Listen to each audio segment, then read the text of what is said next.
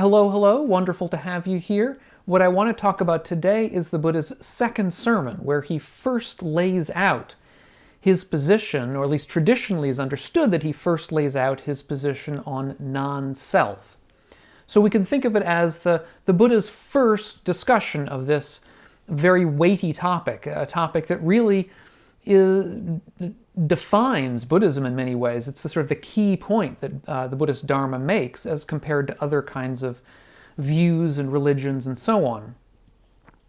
Now, I did this video a little while ago, and realized I'd screwed something up, so I'm doing it again. Hopefully we'll get it right this time. So let me have some coffee and try to wake up. In any event, this second sermon of the Buddha about the characteristic of non-self has a couple of different arguments that the Buddha makes for non-self, why we should believe in this non-self kind of view. Now, I find both of these arguments in the second sermon to be odd, to be strange in various ways. What I want to do in today's video is to discuss the first of these arguments that the Buddha makes. But before getting to that, I do want to remind you, or let you know in case you don't know, that I have a new book that's just come out. It's about a poem in the early Buddhist tradition that lays out a path of practice in 38 steps. As such, it's probably the most detailed or broad-ranging description of the Buddhist path in all of early Buddhism. And it's particularly important because it spends a lot of time discussing aspects of the path that are important for lay practice, having to do with ordinary parts of our lives, as opposed to having to do with, deep meditation and so on, although it includes those as well. So anyway, if you're interested, I will leave a link to the book down below. So as I say, in this Buddha's second sermon, he provides two arguments for non-self. The second of these arguments has to do with impermanence, and that's in certain ways, a more traditional kind of argument, an argument that you hear in lots of places in the early texts. It's a little, as I say, it's a little odd even there, but I will leave that for the next video, for another video. Today I want to discuss the first of these two arguments, which revolves around control. The argument the Buddha makes in this second sermon here is that in order for something to be a self, we would have to have control over it. So, for example, he says we might take the body as our self, but we don't have control over our bodies. And so therefore the body can't be the self. That's his argument. And he says similarly about the mind. Traditionally in Buddhism, the mind is split up into 4 different parts: feeling, perception, volitions, and consciousness. These are the 5 aggregates, 4 of them being the mind and 1 of them being the body. So basically what he's saying is you split the mind up into these 4 parts. We don't have control over any of these 4 parts. So since we cannot control them, they cannot be the self. That is his argument in a nutshell here in the second sermon. That's the first argument, really, that he gives for non-self, at least traditionally understood, the first argument the Buddha ever gives to the public about non-self. He gives it to his first 5 disciples. Now, this argument has always struck me as slightly strange. For one thing, if we're talking about the body, there's a sort of a stock passage about when something is particularly easy, it will say that it's just as easy as a strong man stretching out a bent arm or bending a stretched out arm. Aren't these ways that we have control over our bodies? In other words, the argument is that the body isn't the self because we don't have control over our bodies, and yet in so many ways in the early suttas, the Buddha talks about the way that we can control our bodies. Another example, famous example, is meditation in the four foundations of mindfulness. the Buddha talks about sitting down and straightening the back and crossing our legs and entering into mindfulness meditation, or we can do walking meditation, or standing meditation, or meditation lying down. All of these are ways that we can orient our body and so therefore control our body. And the very point of practice is that we have some control over not only our bodies, but also our mind and our speech. That is, that we can decide at times what we want to do. If we want, let's say, to spend time meditating, that is an orientation of our minds, at least for a certain period of time. We can decide to speak or not to speak in certain ways. If we couldn't make these decisions, if we didn't have this kind of control, we couldn't initiate any practice at all. We would be unable to practice. So it seems pretty clear that we have at least some control over our body and our mind. But none of these points that I've just raised are ever discussed or argued about or mentioned in the second sermon. They're simply not mentioned at all, which I think is rather strange. The Buddha says that if our body were ourself, we would have control over it. And yet, it seems, at least apparently clear, that we do have control over our bodies. So what's going on here? This kind of lack of discussion of these obvious counterexamples leads me to believe that we're sort of basically entering a discussion in the middle. That there's a deep subtext here that we're not hearing. In other words, the Buddha himself, the Buddha's audience at the time, the 5 disciples, as well as the monastics who would have preserved this early teaching, would have understood that the points that I've raised are irrelevant to some degree. But then the question is, what is that subtext? What would that subtext be? Now, my feeling is that the subtext comes from the Upaniṣads.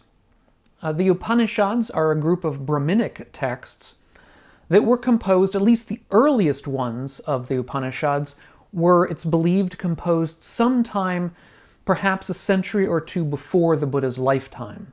It's difficult to know for sure, but a number of different early Buddhist texts appear to be commenting in one way or another on arguments made within certain of these early Upanishadic texts. Now, the Upanishads also, I should say, were a text that were composed by Brahminic seers, holy men, if you like, people who would retire out into the forests and attempt to do meditation and, with certain kinds of insight, give their philosophical interpretations of reality, of the world, of the Vedas, which were these revealed texts that had been around for hundreds and hundreds of years before then. These are the earliest holy texts of India, and so the Upanishads are basically, in certain ways, commenting on these Vedic texts. And the Upanishads then provide some of the background that the Buddha is referring to, is commenting upon. It was that the Buddha was stirred by these Upanishadic ideas, agreed with them in certain respects, and disagreed with them in certain very important respects as well. And the idea in these early Upanishads was that the search for our own salvation, the texts are interested in finding salvation, liberation for ourselves.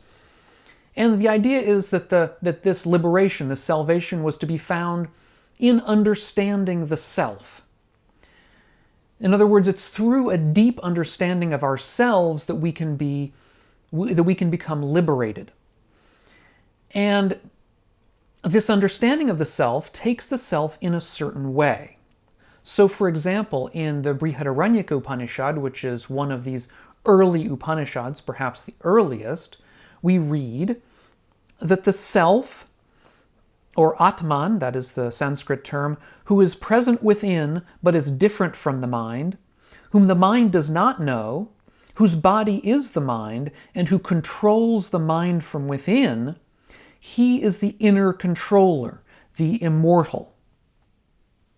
So there are a couple of different points that are made here.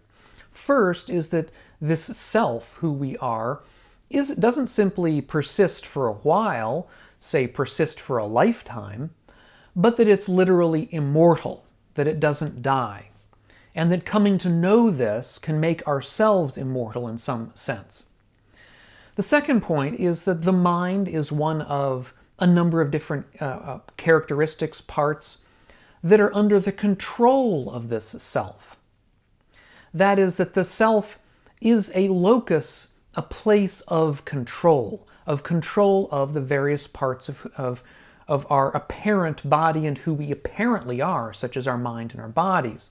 And I think the idea may have been something like this, that what we own, we control. I think that is something that we know from everyday life, that ownership brings us control over something. Things that we don't own, that aren't ours, we don't have control over. They're either not owned by us at all or owned by somebody else.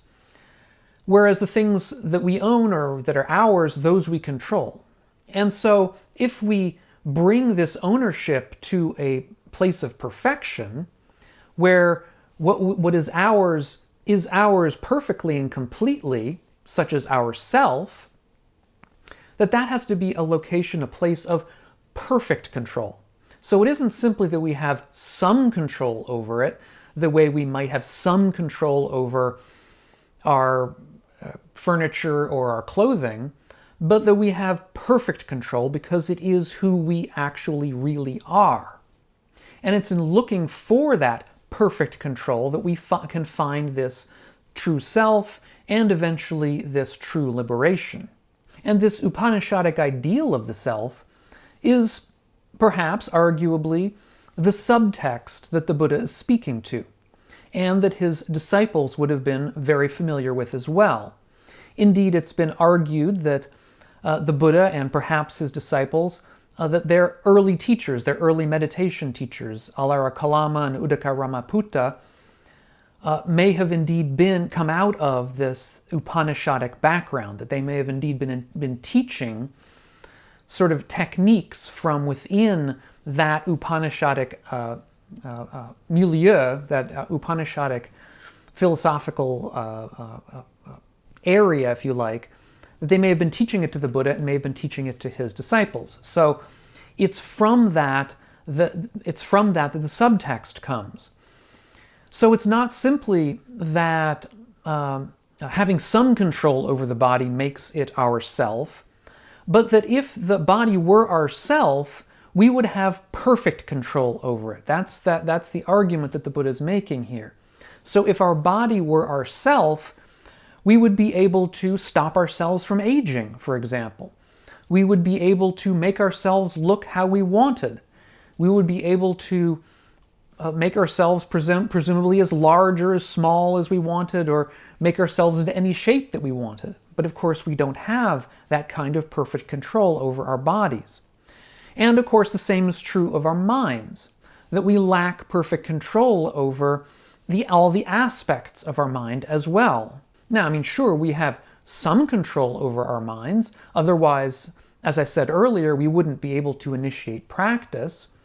But I think any of us who spend any time doing meditation will realize that it's one thing to make an intention to follow the breath for 10 minutes or 5 minutes or even 1 minute, and it's another thing for the mind to actually follow the breath for that period of time.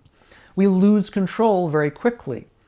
So, again, all aspects of our mind are not under our perfect control, just as our body is not under our perfect control. And that, I think, therefore is the subtext, which means that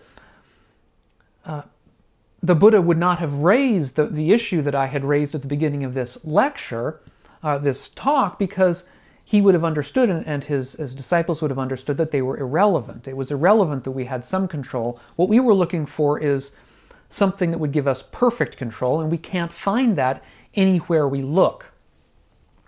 So this, I think, is the subtext. The subtext is one of responding to ideas that were in the air at the time, which is really what you would expect in the Buddha's second sermon, in the Buddha's first description of non-self, his first argument for non-self.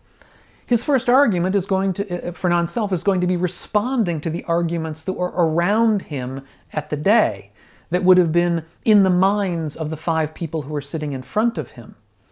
So I think it makes a lot of sense. Now, there is a second argument as well in this second sermon for non-self. It's a little bit different, but also a little bit odd. And what I want to do is go into that in a video that's coming up soon. When it's ready, I will put it up here on the screen, so keep an eye out for it. And meanwhile, take a look at the other video here if it interests you. If you're getting something out of these videos of mine, consider taking a look over at my Patreon page and helping out the channel. Thanks so much, and we'll catch you on the next one. And meanwhile, all of you, be well.